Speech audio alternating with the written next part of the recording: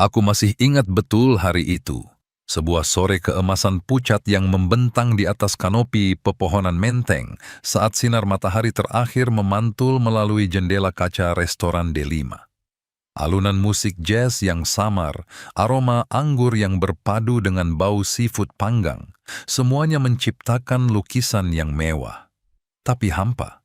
Bagi orang lain, itu mungkin pemandangan relaksasi. Namun bagiku, itu hanyalah ritual berulang. Sebuah upacara untuk mengingatkanku bahwa aku masih mengendalikan segalanya. Aku adalah Raffi Hakim, 36 tahun, CEO Hakim Energi Nusantara, salah satu perusahaan energi bersih terkemuka di Indonesia.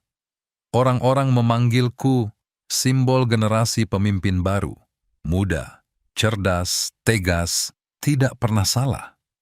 Namun jika ada yang melihat lebih dekat, mereka akan menyadari bahwa di balik setelan jas yang rapi itu, tersembunyi seorang pria yang belum pernah benar-benar hidup. Aku makan malam sendirian, selalu tepat pukul 19.30 di meja yang sama di sudut paling tersembunyi. Pelayan sudah begitu hafal sehingga begitu melihatku masuk, mereka secara otomatis menyiapkan satu porsi grilled salmon, segelas anggur putih, dan ponselku diletakkan sejajar dengan pisau dan garpu. Tidak ada teman, tidak ada kerabat, hanya ada aku dan bayanganku yang terpantul di permukaan kaca. Orang sering menyangka bahwa kesuksesan adalah hadiah dari sebuah upaya. Tetapi bagiku, itu lebih mirip hukuman yang sunyi. Setiap kali mencapai puncak baru, aku hanya merasa semakin terasing di lereng gunung itu. Aku tidak percaya pada keberuntungan, dan aku juga tidak lagi percaya pada kasih sayang. Mungkin karena saat ibuku sekarat di ranjang kayu tua ketika aku berusia 10 tahun, keyakinanlah yang meninggalkanku pertama kali. Ibuku bernama Rania, seorang wanita sederhana, pekerja laundry di Bandung. Dia pernah berkata, "Raffi, kamu tidak perlu kaya, cukup jaga hatimu." Aku gagal melakukannya. Aku sudah melangkah terlalu jauh, membangun sebuah kerajaan dengan logika, lalu mendirikan tembok kedinginan di sekelilingku agar aku tidak perlu merasakan sakit lagi. Namun mungkin ketika seseorang mencoba menutup rapat hatinya terlalu lama, hanya satu suara kecil saja sudah cukup untuk meruntuhkan segalanya. Suara itu datang dari pintu restoran. Seorang bocah laki-laki berusia sekitar 10 tahun. Kurus, dengan celana lutut usang, berdiri ragu-ragu di depan pintu kaca.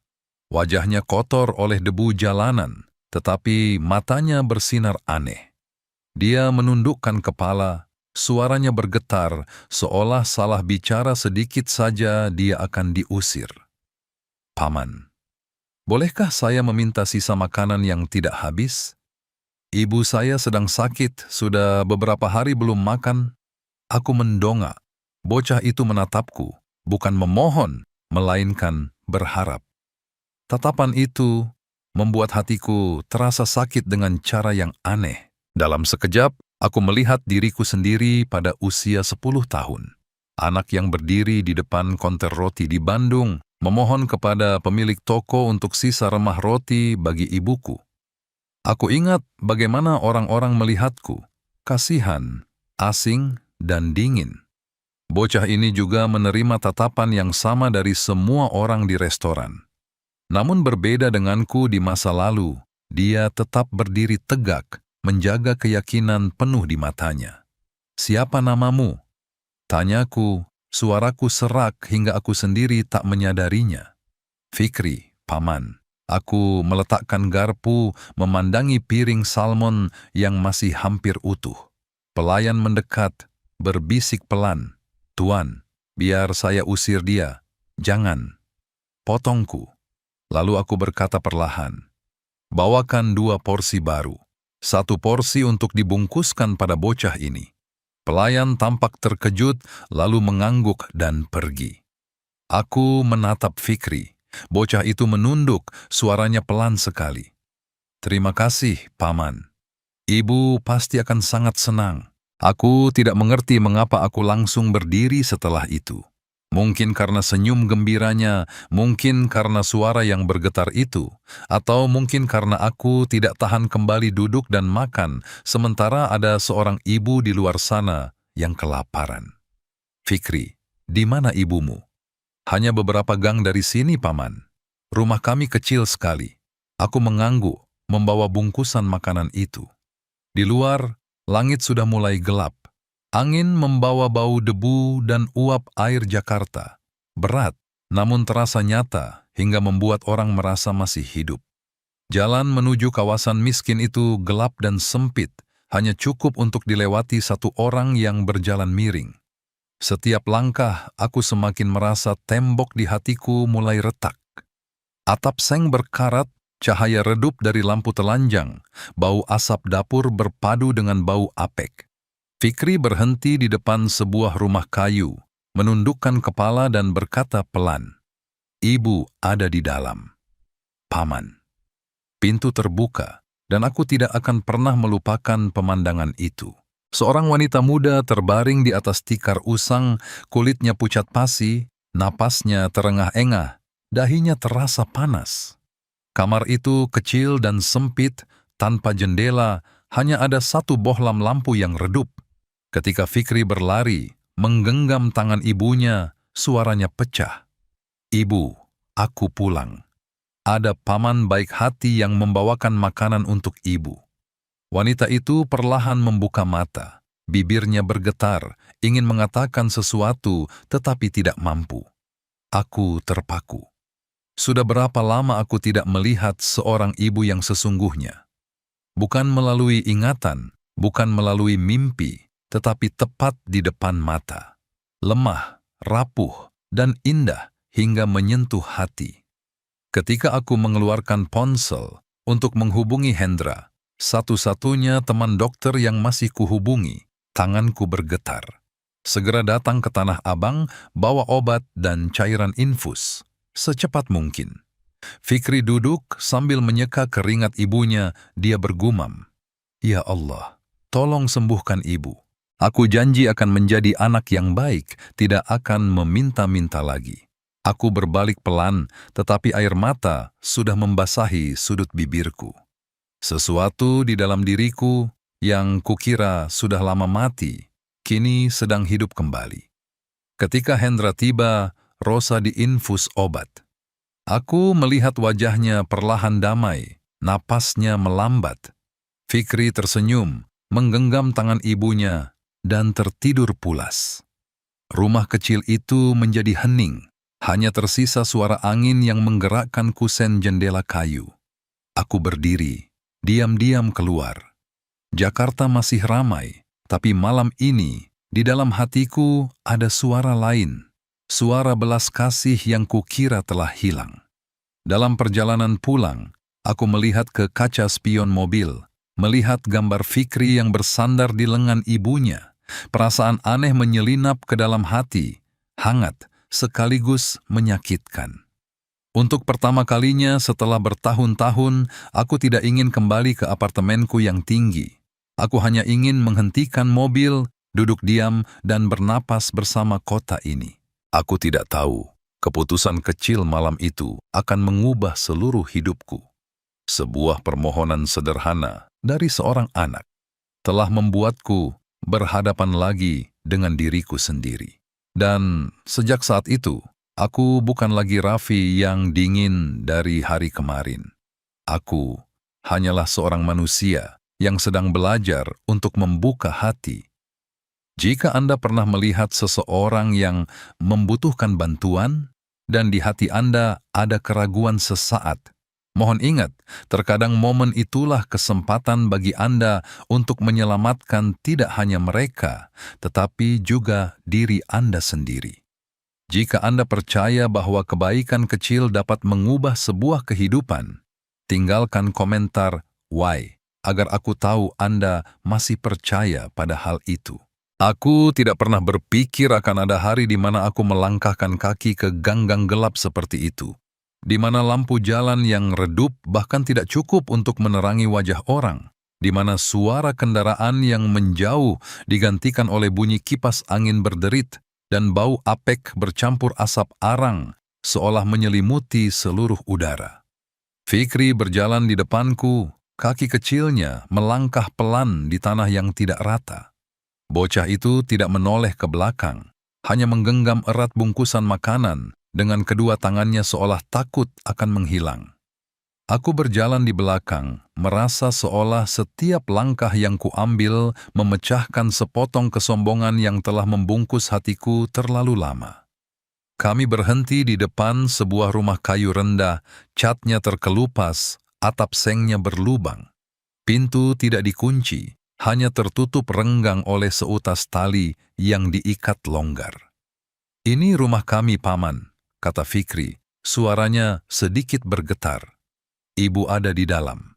Aku menunduk, perlahan mendorong pintu. Bau anyir obat lama dan apek menyeruak, bercampur dengan aroma orang sakit. Kamar itu sempit, cukup untuk satu tikar robek, meja kayu tua, dan beberapa set pakaian terlipat rapi di sudut. Di atas tikar, seorang wanita muda meringkuk, dahinya basah oleh keringat, bibirnya kering pecah-pecah, napasnya terputus-putus. "Ibu, aku pulang." Fikri melepaskan bungkusan makanan, bergegas menggenggam tangan ibunya. "Aku bawakan makanan untuk ibu. Ada sayur juga." Wanita itu tidak menjawab. Dia hanya menggeliat pelan, matanya samar-samar terbuka lalu tertutup, seolah sedang berjuang melawan demam. "Fikri," suaranya lemah, "kamu makan saja. Ibu tidak lapar."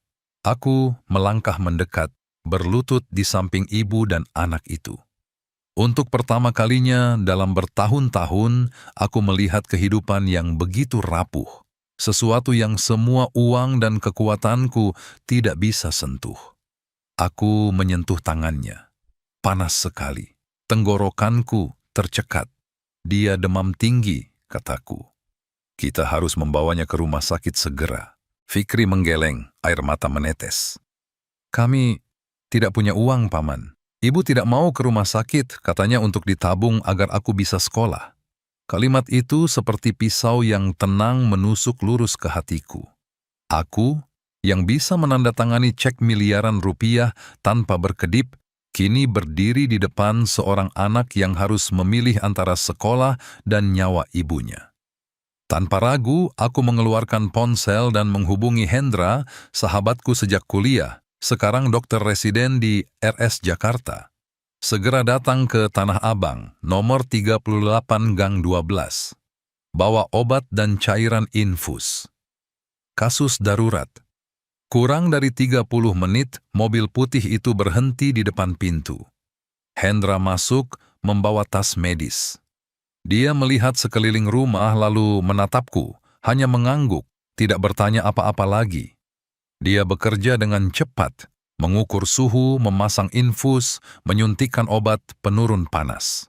Sementara itu, Fikri duduk meringkuk di sudut, kedua tangan kecilnya tergenggam erat, bibirnya terus bergerak. "Ya Allah, tolong sembuhkan ibu. Jangan biarkan ibu meninggalkanku." Aku melihat bocah itu berdoa dalam kegelapan, suaranya sangat pelan hingga hanya aku yang mendengarnya. Dan anehnya, hatiku bergetar. Sebuah perasaan yang sudah lama hilang, terasa asing sekaligus akrab. Saat kecil, aku juga pernah berdoa seperti itu di samping ranjang sakit ibuku. Tetapi berbeda dengan Fikri, aku berhenti percaya pada doa itu sejak sangat dini. Sejak hari tangan ibuku terlepas dan tidak pernah menggenggam lagi. Hendra menyelesaikan infus, menyeka keringat di dahi wanita itu. Suaranya dalam dan tegas. Dia menderita pneumonia, demam tinggi karena infeksi. "Untung kau panggil lebih awal. Jika terlambat beberapa jam, bisa berbahaya." Aku menatap Rosa. Saat itu aku belum tahu namanya. Hanya tahu dia adalah seorang ibu yang berjuang di batas hidup dan mati. Napasnya lebih ringan, kelopak matanya bergerak sedikit. Aku menarik napas lega. Fikri menangis, memeluk erat ibunya. "Terima kasih, Paman." Terima kasih Allah, katanya sambil terisak. Aku hanya bisa berdiri diam. Dalam sekejap itu, aku merasa malu pada diriku sendiri, karena tahun-tahun yang kuhabiskan hanya hidup dalam kesempurnaan palsu, dan lupa bahwa nilai sejati seorang manusia terletak pada hal-hal kecil seperti ini. Setelah Hendra memberi beberapa pesan dan pergi, aku masih berdiri, melihat sekeliling rumah. Dinding retak, atap bocor, kulkas rusak, dapur hanya tersisa sedikit beras. Di atas meja, ada foto lama yang buram. Rosa menggendong Fikri saat masih bayi, keduanya tertawa. Di belakang mereka adalah ladang hijau Bandung. Aku menyentuh bingkai foto itu dengan lembut, perasaan aneh muncul. Sudah berapa lama aku tidak tertawa seperti itu? Sudah berapa lama aku tidak punya foto yang berisi kebahagiaan sejati? Fikri duduk di samping ibunya, membuka bungkusan makanan yang kubawa. Dia mengambil sepotong salmon dengan tangan gemetar, meletakkannya di mulut ibunya. Ibu makan ya? Aku memintanya dari paman. Aku janji lain kali akan lebih pintar, tidak akan membiarkan ibu lapar lagi.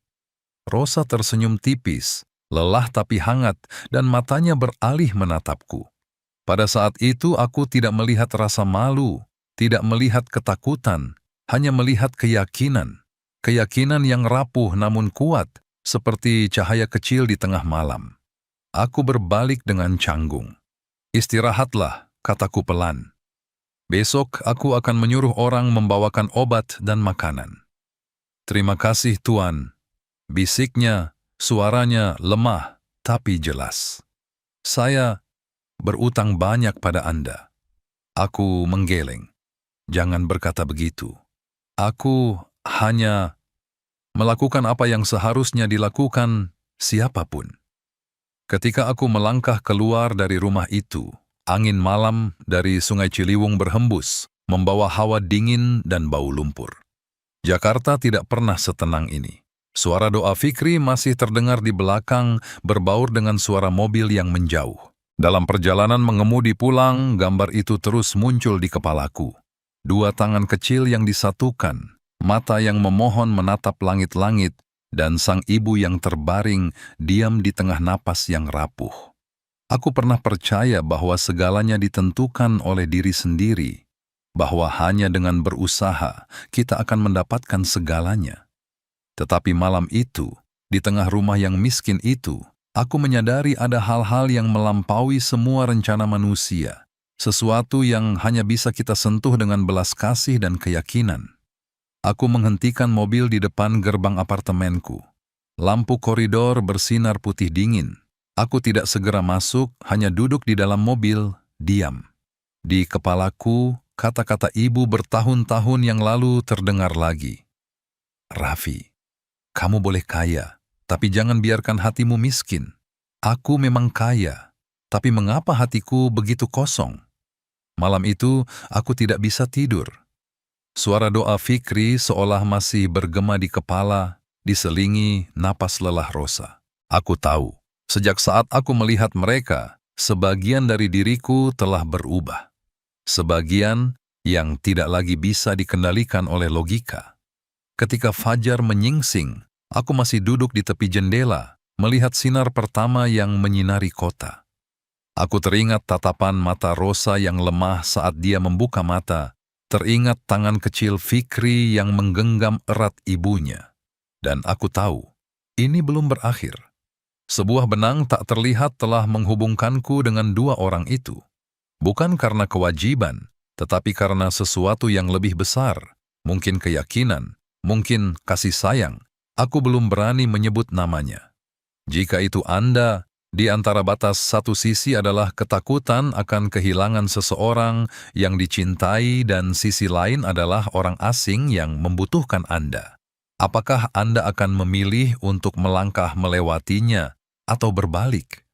Silakan komentari 1.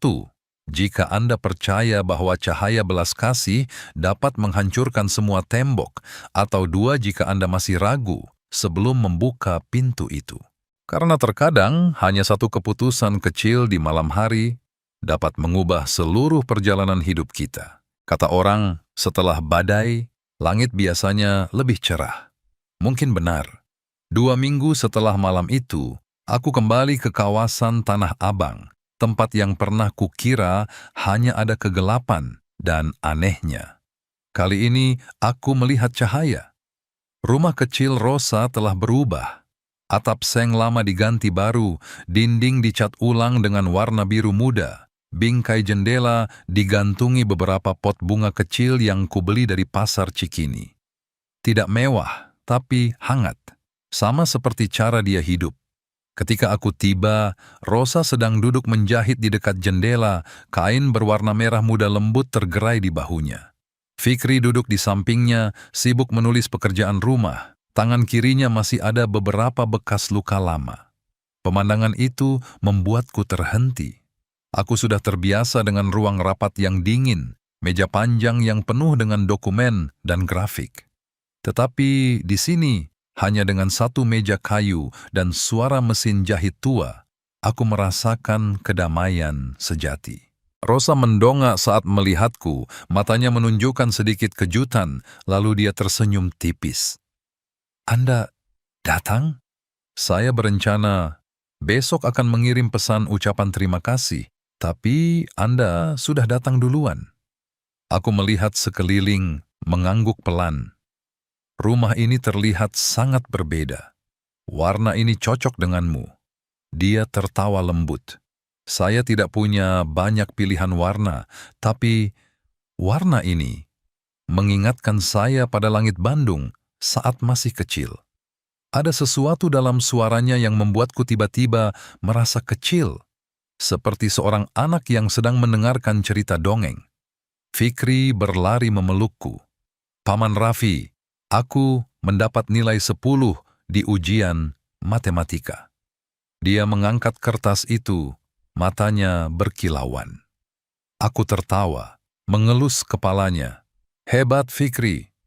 Lain kali, Paman akan membawakanmu set komik baru ya." "Benarkah? Tapi Ibu bilang tidak boleh meminta hadiah." Aku membungkuk. "Bukan hadiah. Ini adalah penghargaan untuk usaha. Orang dewasa juga perlu dipuji jika berbuat baik, bukan?" Fikri mengangguk, lalu berlari ke dalam untuk memamerkan kepada ibunya. Aku berdiri melihatnya, menyadari. Terkadang, yang menyembuhkan jiwa bukanlah uang, melainkan perasaan diakui. Sore itu, aku duduk lebih lama dari biasanya. Kami berbicara tentang Bandung, tentang kenangan yang kukira sudah kukubur bersama masa lalu. Rosa bercerita bahwa dia pernah menjadi penjahit di sebuah toko gaun pengantin kecil, bermimpi membuka bengkel sendiri. Tetapi kemudian hidupnya berbelok ketika Fikri lahir, dan ayah anak itu menghilang tanpa pamit. Saya pikir, saya tidak akan pernah bisa bangkit lagi, katanya. Tangannya masih menjahit perlahan. Tetapi ketika saya melihat Fikri, saya tahu Allah masih menyayangi kami. Aku diam, tetapi di dalam hati muncul perasaan yang sulit dijelaskan. Dia tidak berbicara dengan air mata, melainkan dengan keyakinan. Sebuah keyakinan yang membuat orang lain merasa malu karena telah berhenti percaya terlalu lama. Keesokan harinya, ketika aku datang, ada wanita lain yang duduk di dalam rumah. Saat itu aku melihat sepasang mata tajam, senyum yang rapi seolah dilatih, suara yang manis namun dingin. "Ini Denisa, sahabat saya sejak SMP," Rosa memperkenalkan. "Dia baru pindah ke Jakarta, dengar kabar saya sakit, jadi datang menjenguk." Denisa berdiri, mengulurkan tangan. "Halo, Tuan Raffi. Saya dengar banyak cerita tentang Anda dari Rosa. Terima kasih sudah menolongnya." Aku menjabat tangannya, mengangguk sopan. Tapi ada sesuatu dalam tatapan itu yang membuatku sedikit tidak nyaman. Tatapan yang tidak sepenuhnya ramah, melainkan seperti sedang menilai. Setelah Denisa pergi, barulah aku bertanya pelan, "Dia orangnya bagaimana?" Rosa tersenyum lembut. "Denisa dulu adalah murid terpintar di kelas. Saya hanya yang kedua. Tapi dia selalu membantu saya. Dulu kami sangat akrab. Aku tidak bertanya lebih lanjut, tetapi sekilas terlintas perasaan aneh di benakku. Cara Denisa menatap Rosa saat dia berbicara denganku, itu mirip dengan tatapan orang yang pernah menginginkan sesuatu, tetapi tidak bisa mendapatkannya. Beberapa hari kemudian, aku secara kebetulan bertemu lagi dengan Denisa di sebuah seminar bisnis. Dia muncul dalam setelan jas putih, rambut disanggul tinggi, berjalan penuh percaya diri. "Tuan Raffi?" Dia tersenyum. "Kebetulan sekali, saya baru melamar ke bagian komunikasi Hakim Energi loh." Aku sedikit terkejut tetapi hanya menjawab, "Oh, begitu. Selamat." "Terima kasih," katanya. Matanya memancarkan sesuatu yang sulit ditebak. "Mungkin takdir ingin saya lebih memahami perusahaan Anda dan orang-orang istimewa di dalamnya." Aku tidak sepenuhnya mengerti kalimat itu. Tetapi ketika aku berbalik, firasat di hatiku mengatakan, ada sesuatu yang tidak beres. Hari-hari berikutnya, aku masih terus mengunjungi Rosa. Tidak ada lagi jarak, hanya cerita-cerita kecil tentang soto yang dia pelajari dari ibunya, tentang Fikri yang jatuh saat mengejar layangan, tentang malam-malam di mana ibu dan anak itu membaca Al-Quran bersama.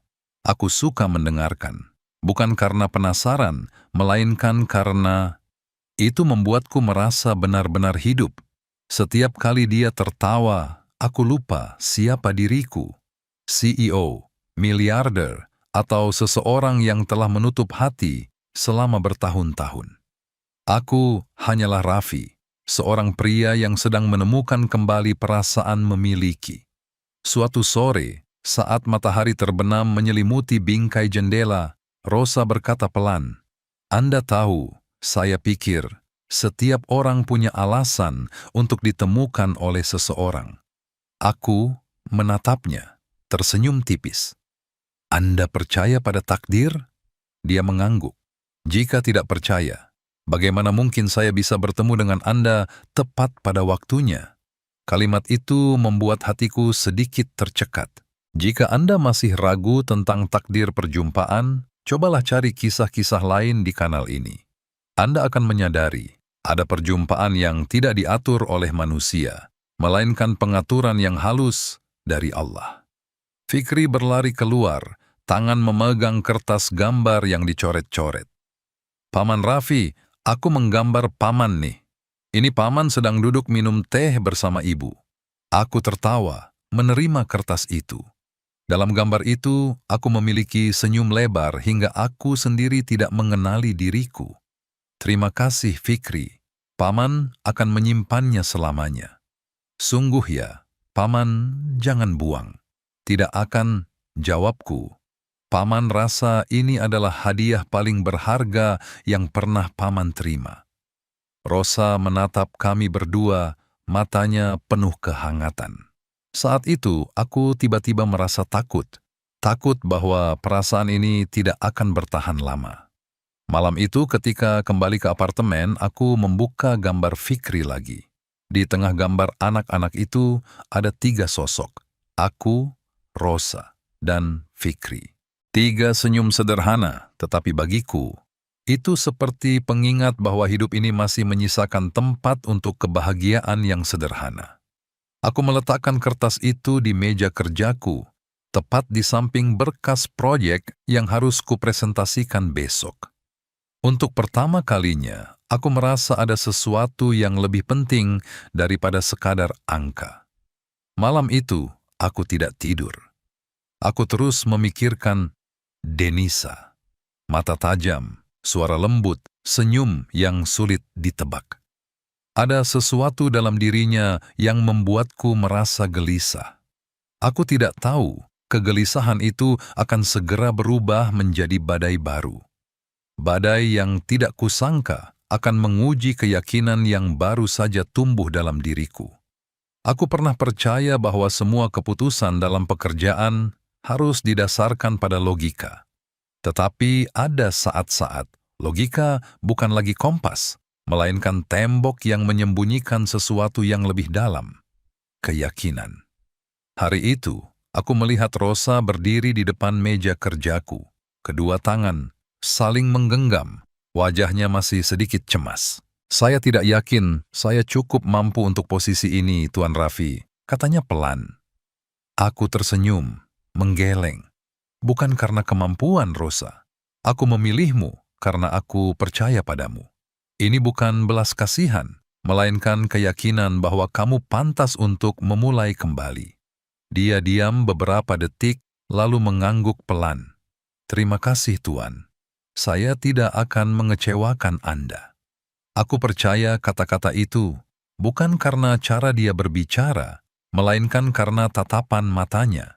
Tatapan yang tidak memohon, juga tidak ambisius, hanya ada rasa terima kasih yang tulus.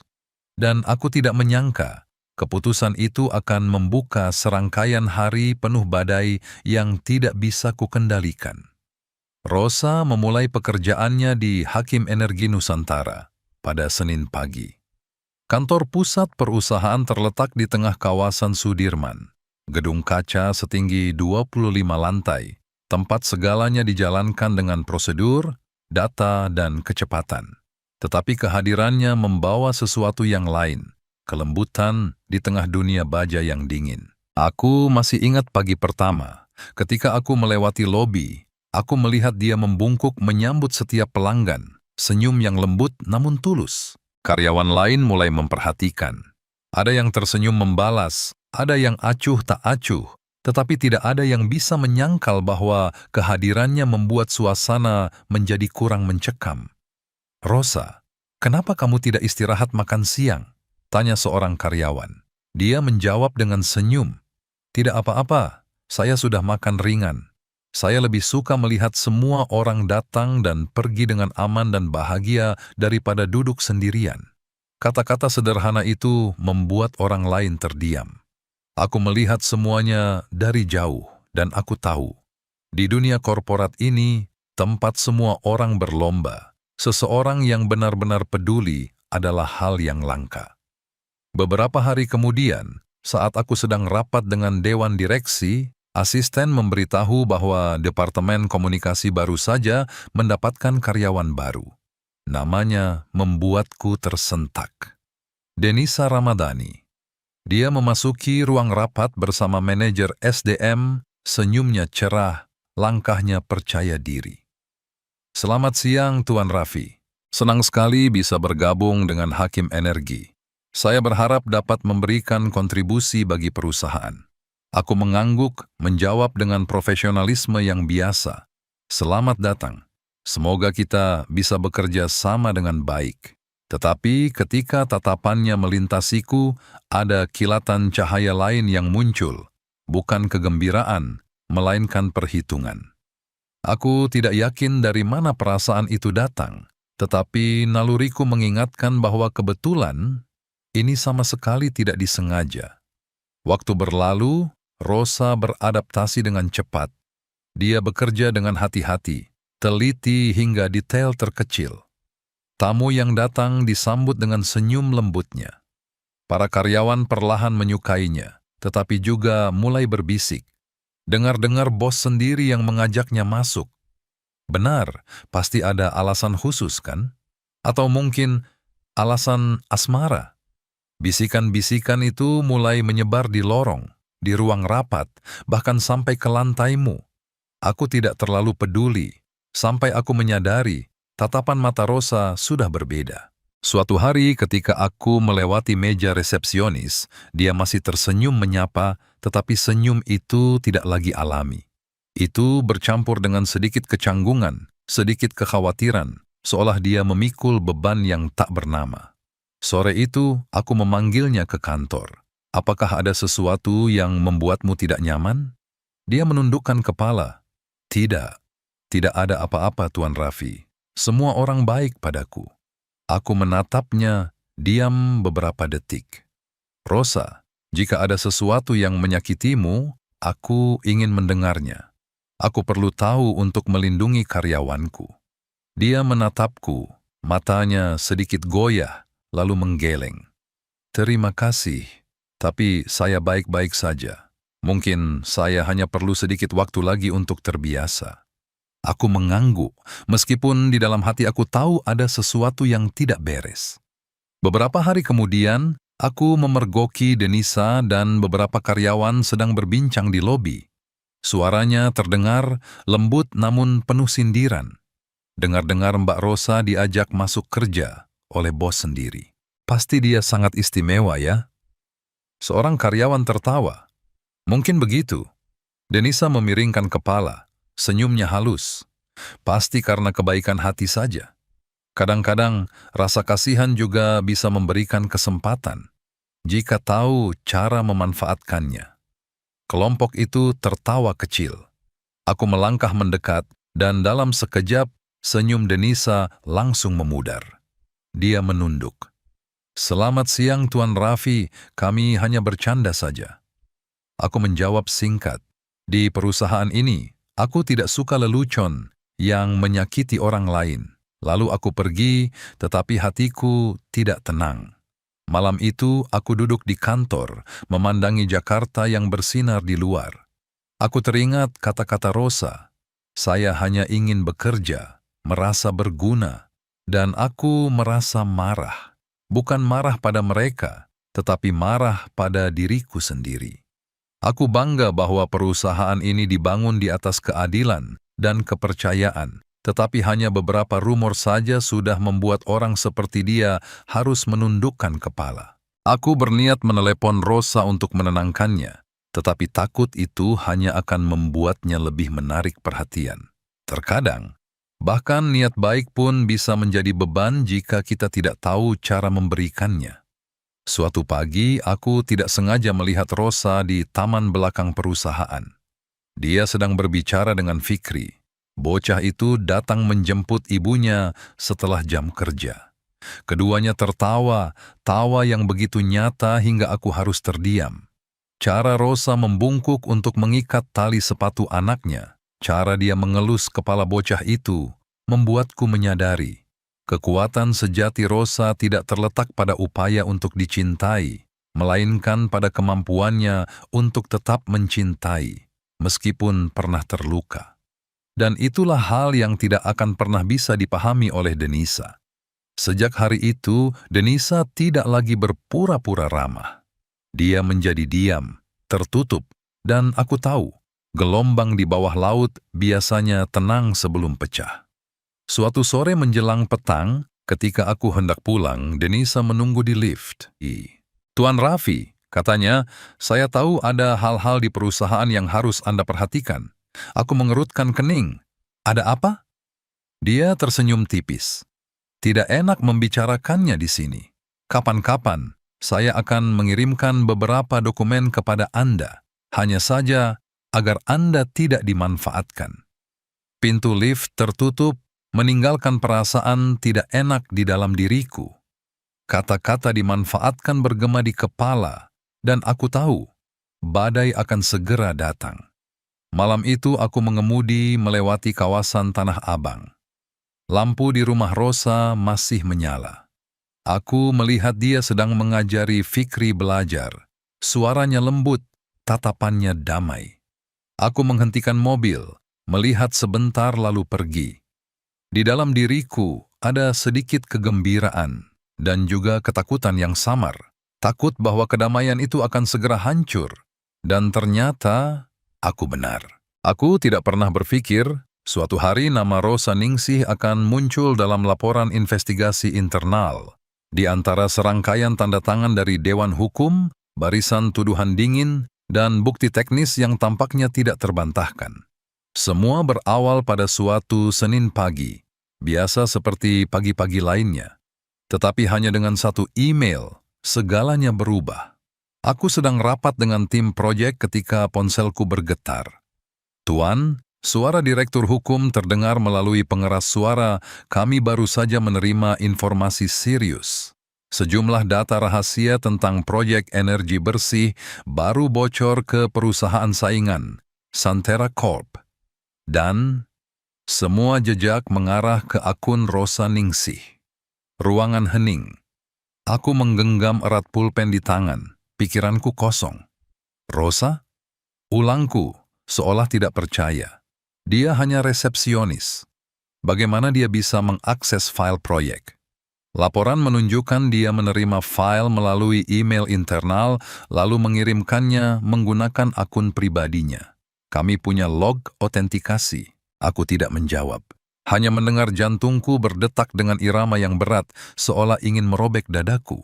Ketika aku sampai di lantai dasar, Rosa sedang berdiri di meja resepsionis. Dia terkejut melihatku, lalu langsung menunduk.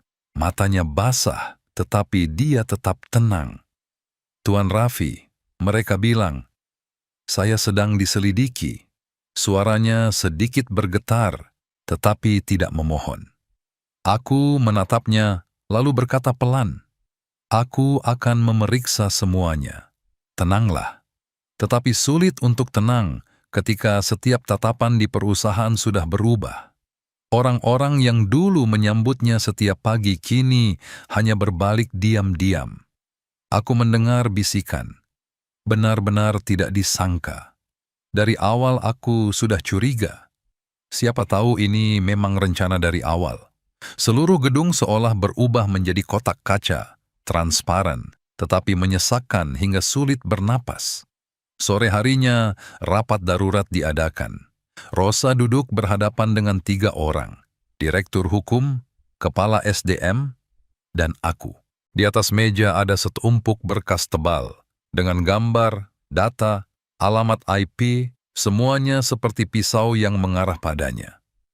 Nona Rosa, kata kepala hukum dengan dingin, kami memiliki cukup bukti untuk membuktikan bahwa akun Anda telah mengirim informasi rahasia keluar.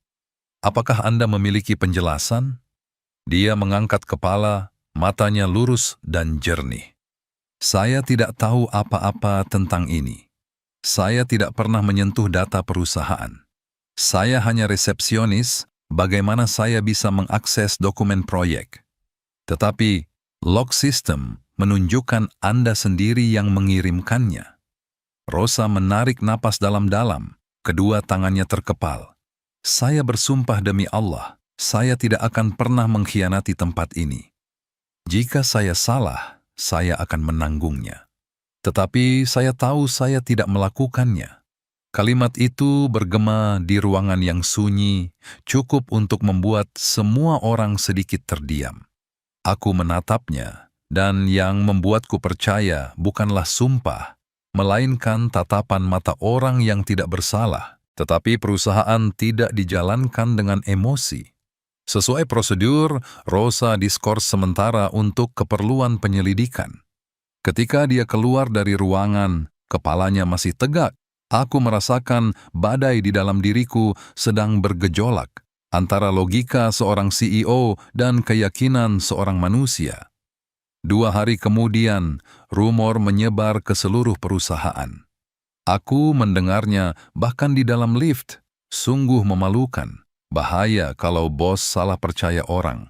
Dengar-dengar dia dekat dengan Tuan Raffi, makanya bisa masuk kerja. Aku diam, tetapi setiap kata seolah menambah tusukan pisau di hati. Malamnya, ketika sampai di rumah, aku menerima pesan. Tuan, saya baik-baik saja. Saya hanya sedih karena orang-orang melihat saya seperti pengkhianat. Tetapi saya yakin Allah tahu kebenarannya. Aku membaca berulang kali, tidak tahu bagaimana harus membalas.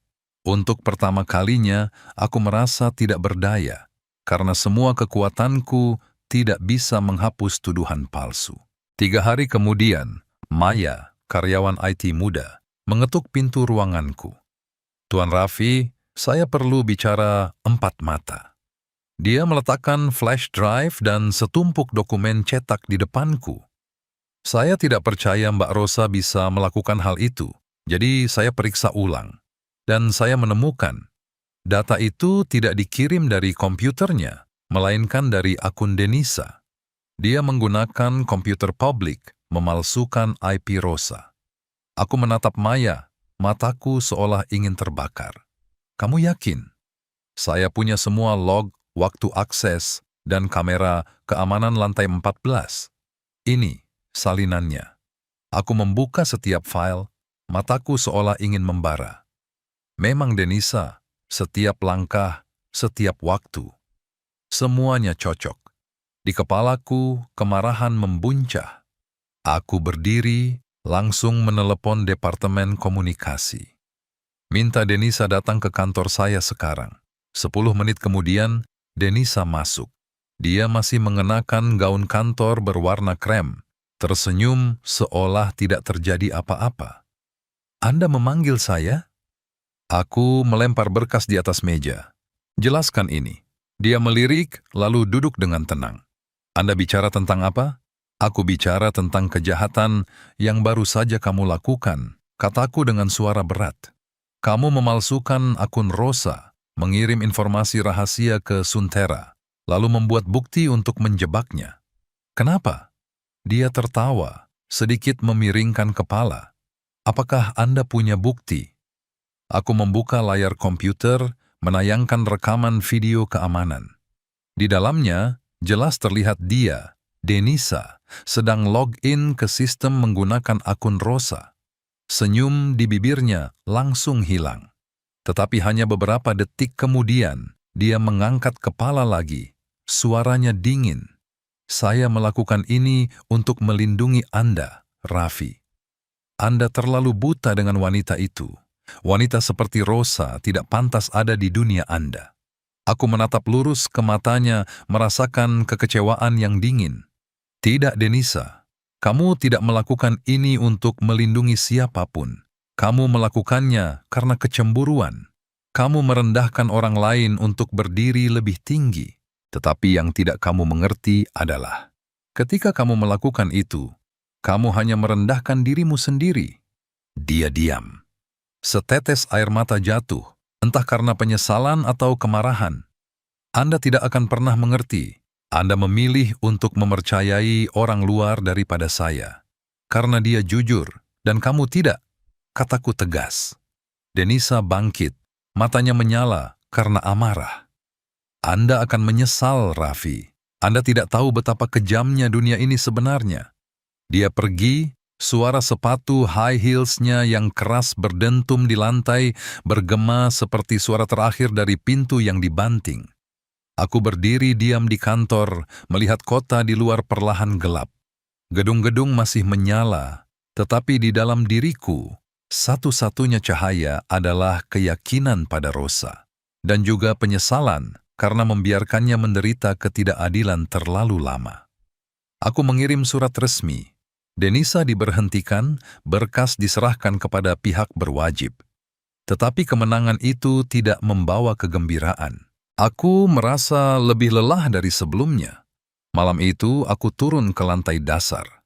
Cahaya kuning redup memancar dari ruangan kecil di samping tangga, ruang salat.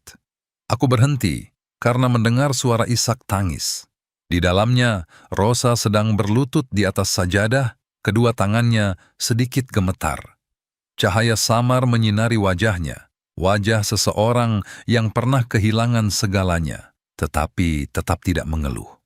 Aku melangkah masuk, berdiri diam di belakangnya. Dia berbalik, matanya merah, lalu buru-buru menyeka air mata. "Maaf, saya tidak menyangka Anda akan datang."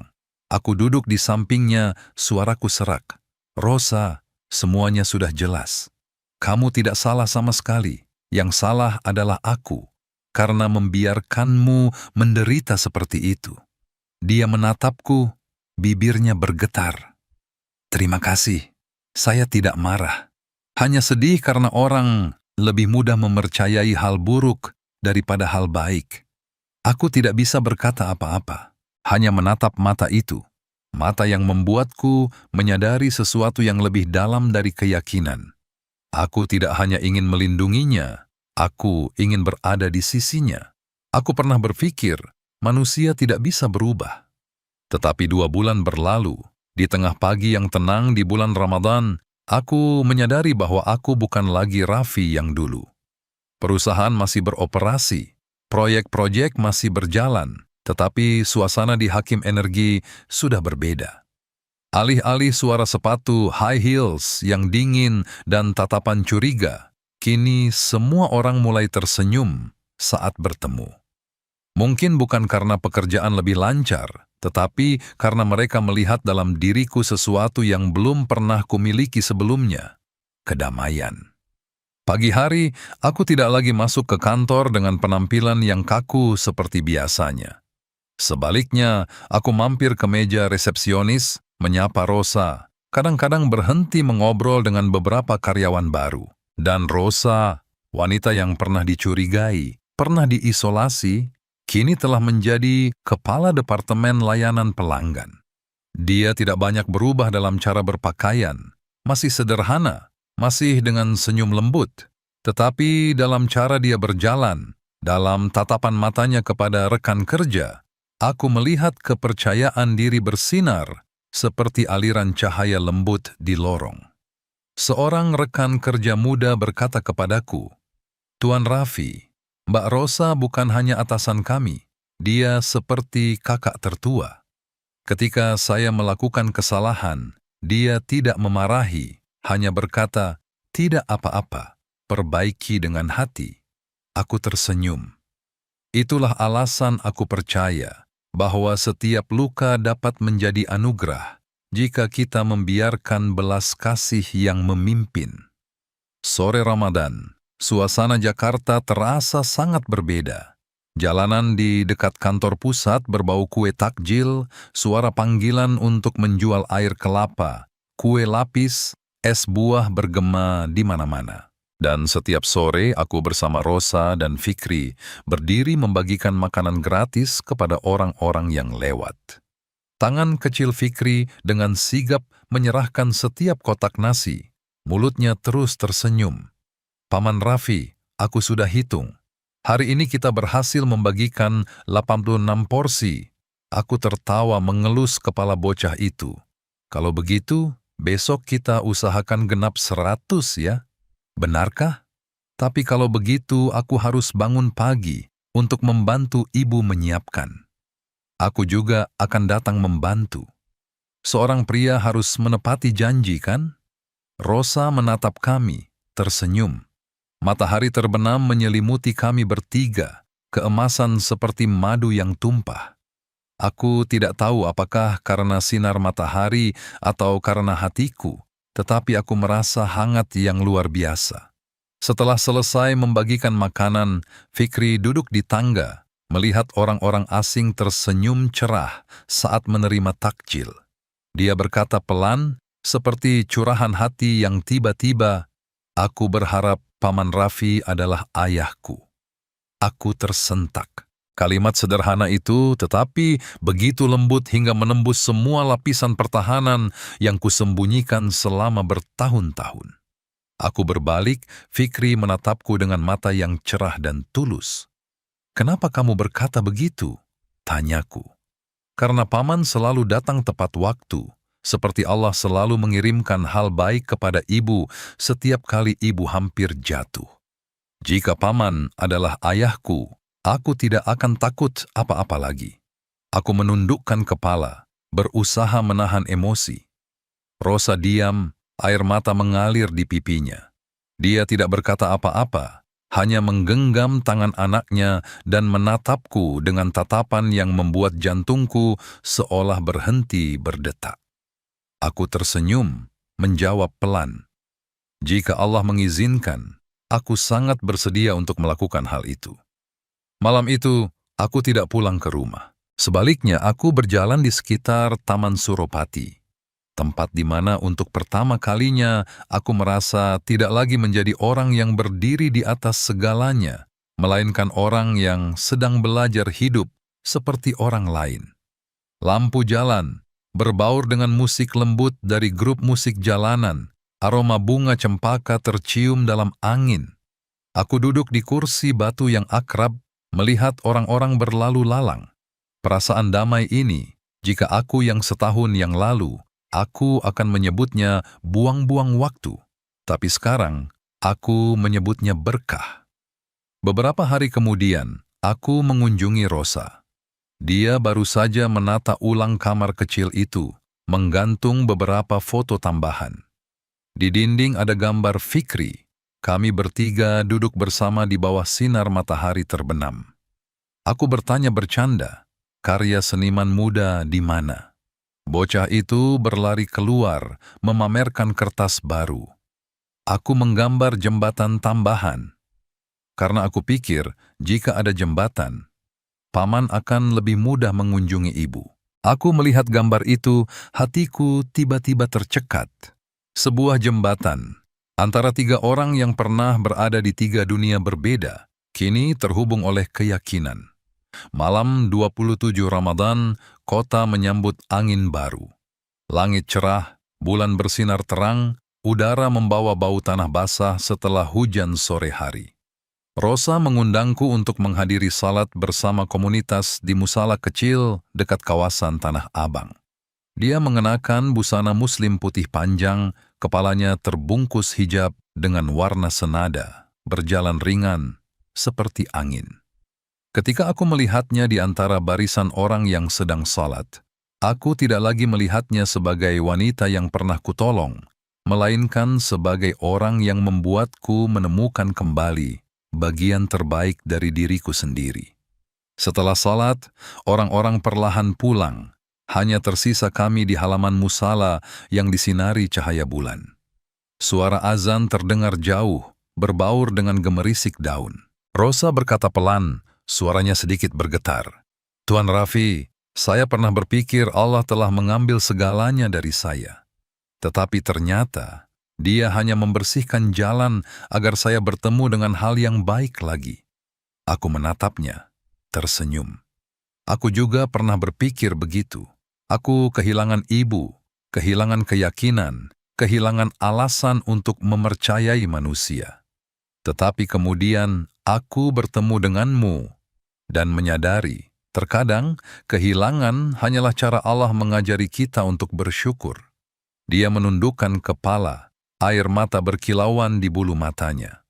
Aku mengeluarkan sebuah kotak kecil dari saku, membuka cincin perak sederhana. Aku pernah takut kehilangan orang yang kucintai. Kataku, suaraku serak. Tetapi sekarang aku tahu, mencintai sejati bukanlah ketakutan, melainkan rasa syukur karena diizinkan untuk mencintai. Rosa mengangkat tangannya, tangan kecilnya sedikit gemetar di tanganku. Dia menjawab, suaranya penuh haru. Dan rasa syukur itu aku temukan saat bertemu denganmu. Kami berdiri di sana, di tengah gema azan maghrib dari kejauhan. Di langit awan menyebar, cahaya bulan memantul di wajahnya. Ringan, lembut, dan damai, seperti keajaiban yang telah dikirimkan Allah ke dalam hidupku. Aku menggenggam tangannya dengan lembut tanpa berkata apa-apa. Karena terkadang, keheningan adalah doa yang paling indah. Di suatu tempat dalam hatiku, badai lama telah berakhir. Dan dalam cahaya setelah badai itu, aku melihat dengan jelas bayangan dari apa yang selama ini kucari. Keyakinan, pengampunan, dan cinta. Ketika kami meninggalkan musala, Fikri berlari, menggenggam tanganku. Paman Raffi, ibu bilang, besok kita akan membuat 100 porsi takjil. Paman akan datang membantu, kan? Aku tertawa, membungkuk mengelus kepalanya. Tentu saja, karena paman sudah berjanji. Rosa menatapku, matanya lembut seperti angin, senyumnya seperti cahaya bulan Ramadan. Dan aku tahu, setiap perjalanan pasti memiliki tujuan, tetapi mungkin tujuan terindah bagi seorang manusia adalah ketika hati tahu cara menunduk bersyukur karena pernah diizinkan untuk mencintai.